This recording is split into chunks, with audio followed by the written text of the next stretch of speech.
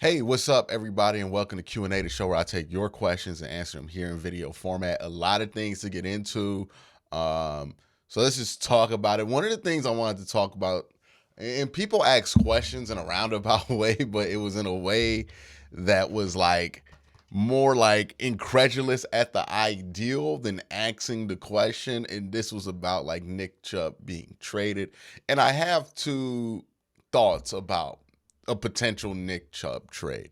One, I don't think trades for running backs, especially star level running backs, are likely to happen simply because of the market forces at place when it comes to position value.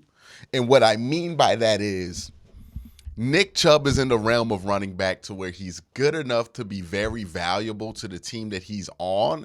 But since he's a running back, the value for the team that's going to be trying to trade for him is not going to be high.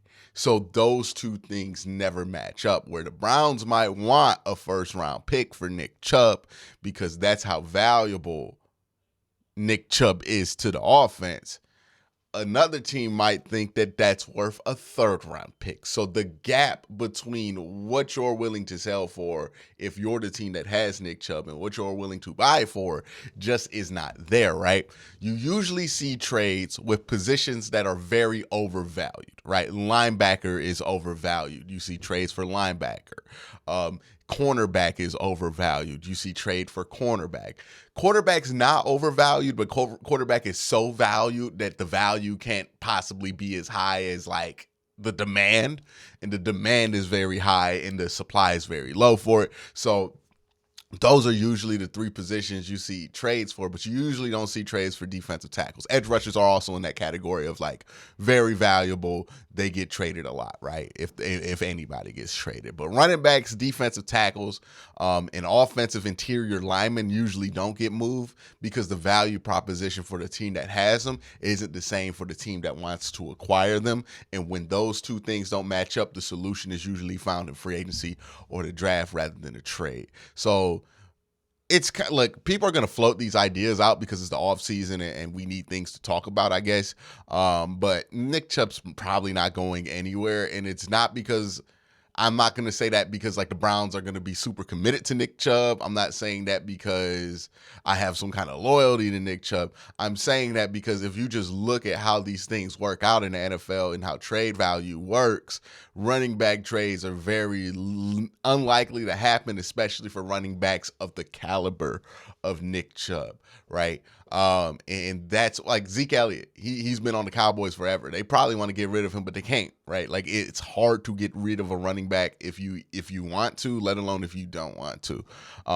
So that's what I think about that whole thing. I think it's a big nothing burger. Like sometimes what happens in the off-season cycle is somebody writes something and then enough people react to that person's article, and they weren't, it's not like the person who wrote the article is trying to make it seem like it's true, but like people will react to this article, this ideal in this article, as if Andrew Barry said it. And enough people will do that to where it gets taken serious when this is just an idea. And I'm not saying this was anything malicious by the person who wrote the article, because it wasn't. Because honestly, I have said things on my channel that people who watch my channel have taken so seriously to the point to where it left the realm of, hey, Quincy was just saying this might be an idea, to this might be something the Browns do. And it becomes like this thing that people think is like an inside leak when it's just somebody's opinion. And that's what the internet tends to do with things, right? Somebody floats something out there, then enough people react to it as if it's legitimate. Well, not like legitimate, but enough people react to it as if it's going to happen, to the point to where it gets hard to discover which one is in between there. So I saw that one floating around, and I just wanted to give my 2 cents on that whole thing and why I think a lot of the reactions to it were like overblown, quite frankly. But let's get into Ian. Ian says, hey, Q, do you think the Browns will try to reduce the amount of carries for Nick Chubb this upcoming season? If so, will Jerome Ford get more carries? They'll bring in different running backs instead. I don't think the plan is explicitly, hey, we're going to run Nick Chubb less, right? it might end up being the result of some adjustments they make in the offense, but I don't think that's the plan specifically. Is they're gonna try to give Nick Chubb less carries. So I don't think his carries are going to reduce to a significant portion. I really think his carries are going to stay about in the same range as his carries have been throughout his career, right? And that range is probably like somewhere between like 250. Like he probably gets like 250. I have to double check that just to make sure. But his carries probably aren't going to change that dramatically if I look at his PFR. And let me do that right now. Sorry about this. Just because I want to be right on his carry numbers. But his carry numbers aren't going to change that much. Let's see. Throughout his career, he had 302 rushing attempts this year. Yeah, he'll probably be around 250 to 300. I think 300 is probably on the high side. Yeah, I think 300 is on the high side of what he has had. So, yeah, so 300 is about his career high. He usually floats around 228 in 2021. Yeah, he'll probably be around 250. So I think Nick Chubb's probably going to be about 250. So he will drop in carries slightly. And I don't think that's like the explicit plan is like, hey, we got to figure out how to get Nick Chubb the ball less. But I do think that Nick Chubb will probably have his carries go down. I don't know if that means more carries for Jerome Ford. I think the number of carries total in the offense is just going to drop a little bit because you have a quarterback now where you're not limited to pass attempts, right? With Baker Mayfield and Jacoby Brissett. I was very adamant on the ideal of 35 pass attempts, right? Because that was statistically the most pass attempts you can get out of them to get the most efficient performance out of them usually, right? It's 35. Once you go over 35, you dip into bad territory. But 35 was the limit for them. With Deshaun, 35 is not the limit anymore. 35 might be the minimum. So, yeah, you're just going to see less rushing attempts total. So Nick Chubb's probably going to take less carries, and then Jerome Ford or whoever they bring in to be that second back, that third down back, will see some carries too, but probably not the same amount of carries as like Kareem Hunt saw. So it's going to be a different world there for the running backs. Ashton says, I heard reports that the Browns could be very active this offseason. Yeah, I've heard those from Albert Breer. He's not really reliable when it comes to the Browns, but due to it being a make or break year, what do you think could be some major moves the Browns make? Again, I don't want to set Browns fans up for failure, right? And I think expecting the Browns to make a crazy giant splash move this year is kind of ridiculous, given that they're really in cap maintenance at this point, right? They can do some things to restructure and free up some money and get a player here or there. But they also have to think about the long-term flexibility in their cap space, right? A lot of their cap on offense is locked up into the offensive line. Honestly, too much of the cap is locked up into the offense, period. You got like 8-9 players about to get extended $10+ million. You got David Njoku. You got Amari Cooper, who's 20+. You got 3 offensive linemen that's getting paid. You got 2 of them. You got one that you either have to re-sign or another guy that's going to be a rookie that starts in. You got Jed Wills, who might get his 5th-year option in a couple years. You got too much money wrapped up in the offense. At some point, you're just going to have to find some simple solutions here. And, like, as much as I would love DeAndre Hopkins, I don't think you need DeAndre Hopkins, right? Like, I think you can get away with what you have already at wide receiver, and you'll be relatively okay. Maybe you add a big body in the draft to be like a 50-50 ball guy, but I don't think you need to go buck wild in free agency on the offensive side of the ball. Defensively, yeah, you might want to add a name here or there, right? You know, I think it'll make everybody feel better about defensive tackle if there's a name that everybody trusts that's added to that list in the roster. And maybe something at free safety. I would, and this is just me, and the more I think about this, and y'all know I love defensive tackles. And y'all know I would love to have like a DeForest Buckner or somebody in here. But the more I think about it, the more and more it makes sense that they're probably, if they spend any money at all, it would be on a free safety, somebody to play over top. And that's what they would do. I think the money goes to free safety. I think defensive tackles, that's going to be where they lean on Jim Schwartz's network of veterans, right? So, maybe he has a couple vet guys who can come in and they could give you league standard tackle play while you develop Perrion Winfrey, while you try to squeeze the most out of Jordan Elliott. And I think those two players have enough promise. Maybe even a Taven Bryant gets re-signed or something like that. But I don't think the big splash is going to be at D tackle, but I think the big splash was getting Jim Schwartz, who's going to be better at getting more out of those players than what Joe Woods was doing. So maybe that could be what they benefit from. But that's what I think the moves are going to look like. Again, I'm not expecting anything huge. I'm not expecting big trades and this huge offseason. And I don't want fans to expect that, right? Because when we expect that and it doesn't happen and we get all angry about something that really wasn't going to happen, right? Are the expectations high? Yes. Is this a make or break year for Kevin Stefanski? Yes. But the good news is Deshaun Watson's already on the roster. The good news is Nick Chubb's already on the roster. The good news is that Amari Cooper is already on the roster. The good news is that David Njoku is already re-signed, that Donovan Peoples-Jones is already extended, that 3 of the 5 offensive linemen are already re-signed and under contract and control. 4 of them are already under contract and control. One of them's probably going to go into free agency. You look on the defensive side, Myles Garrett's already on the team. Denzel Ward's already re-signed. You already have Greg Newsome. You already have JOK. You already have, like, the talent. We're focusing a lot on free agency. And I get why, because we want these big names. But we've been adding big name after big name after big name after big name since 2018, to be honest with you. The talent's been accumulated. We know these guys are good. They've been good other places. Now it's time to maximize that talent, right? We are the Cleveland Browns for the last few years have been a video game that looks very beautiful, but runs like shit, right? Like it looks great. The graphics are great on this game, but it runs at 20 frames per second. That's what the Browns have been. We don't need to add more assets. Like some assets, yes. But we don't, the focus doesn't need to be on assets. The roster is not the problem. The optimization of the roster is the problem. The game looks good enough. We need to optimize it to get this thing running at a decent frame rate for those of my video game nerds out there. That's what the Browns have been. We got the roster. I can name names for like 3 days straight with this roster. Bunch of Pro Bowlers, bunch of future Pro Bowlers. They're like, this roster is really good. It ain't the roster. It's the optimization of it, defensively especially. And that's what they need to focus on. Everything else is little sprinkles. You know what I mean? Little sprinkles on the side.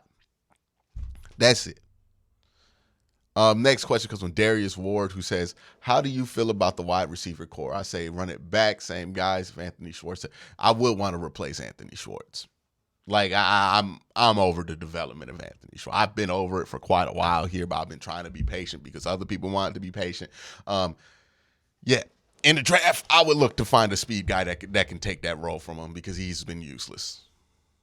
I mean, he's a good special teamer and all that, but like he's been relatively useless as a regular wide receiver, and I think it's time to let that dream die.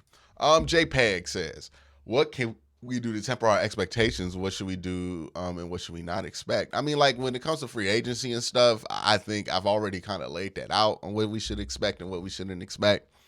When it comes to the season, I say this every year, man. It doesn't matter if you temper your expectations. You still gonna be mad, right? Like that never works. Like every year, I ask people for their predictions, right? And it's an interesting study of asking people for their predictions. And I hear a bunch of people, like before this year, predict 6-10, 7-10. You know what I mean? Like around that range. And they tell me that they're predicting that so they don't get disappointed if it happens. But then the team finishes 6-10 or 7-10, and they want the coach fired. What is the point of tempering your expectations if you're still going to be upset if you don't meet the actual expectations in your head? And the actual expectations that are realistic for a team like this is you got to make the playoffs. Now, if you make the playoffs, that just means nobody's getting fired. that doesn't mean that they met your expectations. Because once you get into the playoffs, you're going to feel very differently about how you exit based on how you exit. Right? Let's say this. Let's throw this out theoretically. If the Browns, let's say the Browns get into the playoffs, for whatever reason, the AFC is really tough, and they get in with 11 games, but they don't win their division, and they have to play Kansas City or Cincinnati on the road, and they lose in an overtime thriller. We wouldn't have won a playoff game, but you know what? We could live with it. We're not trying to fire nobody after that game. We lost an overtime thriller. Joe Burrow, Pat Mahomes got us. Damn. Let's say the Browns finish 11-6, win a playoff game, win another one. Like, let's say they beat Kansas City and Cincinnati, and they get to the AFC Championship game, and they lose to the Jacksonville Jaguars by 25 points. Y'all gonna be pretty pissed, right? Even though you went further, you went to the AFC Championship game, you're gonna be pissed. It's about how you exit. You can get eliminated in the first round and be fine with it, but you could get eliminated in the AFC Championship and be furious. And it's not wrong either way. It's about how you do it. And we cannot predict how we do it. So tempering our expectations to not get upset, that's just not an effective strategy. The fact is that things are just going to happen, and you gotta find your peace with the randomness that is reality, right? That's how you truly temper your expectations. Trying to tell yourself that you're going to be okay with the lesser result when you know for a fact you don't want that lesser result, that's not going to help you. What is going to help you is finding your peace in the moment. Been doing this for a long time, been a Browns fan for a very long time, and I find my peace in the moment. Like, hey, this is what it is. This is the timeline we live in. This is the reality we live in. Can't change it. Just got to live with it. Got to find your peace with reality. All right. The next question comes from Brett. Says, any chance you think No. The Browns aren't trading up for a wide receiver. I don't think so. Appreciate the question, Brett. I don't think they trade up for a wide receiver. I don't think that's where the priorities are. Why would they? Right? Like, wide receiver is just not that much. You got Amari Cooper, you got Donovan Peoples-Jones, and you paid David Njoku. There's no world in which wide receiver is seen as that much of a priority, given the issues this team had defensively last year and the issues they're going to run up against it with the cap on the offensive line. I think it's more likely they trade up for an offensive lineman than it is a wide receiver. And I'll that's what I'll say about that. I don't think they're going to move up for no wide receiver. Jake Carver says, hey, Q, does Newsome for Judy type trade or something similar make sense to me? No, the Newsome Judy trade I saw floated out there doesn't really make sense, because why would Denver want another good corner when their offense was terrible last year and their defense was great? Their defense didn't have any problems. So what use would they have for Greg Newsome when I could see somebody new for that offense really would have a lot of use for Jerry Jeudy, unless Jerry Jeudy just don't want to be there anymore. But even then, if Jerry Jeudy didn't want to be there anymore, if I'm Denver, I'm trading for draft picks, because you don't got draft picks. And you might not have draft picks for a very long time, because Sean Payton, right, going to cost a couple draft picks. So Denver's not in a position to make a trade for another player. They need draft picks. Now, if you can try to sell Greg Newsome as a draft pick, good on you. A lot of GMs are smarter to buy that. But that's what they want. They want draft picks. And honestly, anybody who's trading a young wide receiver wants draft picks. That's why player-for-player trades rarely happen, because players aren't as valuable as draft picks, and draft picks are the currency. That's why Deshaun Watson didn't get traded for players. Deshaun Watson got traded for what? Draft picks. Because the GMs, the potential of draft picks, it's like buying lottery scratch-offs. Like, that's what draft picks are. Like, I don't know if it's actually more valuable than getting a good player. I actually think that trading for players is underrated in the NFL. But that's not how GMs think of it. GMs love them scratch-offs. And that's what draft picks are to them. They lottery tickets. They scratch-offs. They're infinite potential. You know what I mean? GMs love to have a bunch of draft picks sitting there so they can say, oh, look at all these draft picks. Look what I can create, before they create anything. It's the same ideal as why you buy lottery tickets or why you buy scratch offs every morning. Like, that's the same reason why GMs love draft picks. So that's why you like trading for a player. It's why I don't really entertain those, because they don't like to do that. Even though I think it's a more effective way to trade, because like you're actually trading for something you know that you're going to be able to use, but people don't do that. The GMs don't do that. They love them scratch off tickets. So they want them draft picks. That's just how it is for whatever reason. But that's it for today's Q&A. Y'all have a great day. Have an even better night.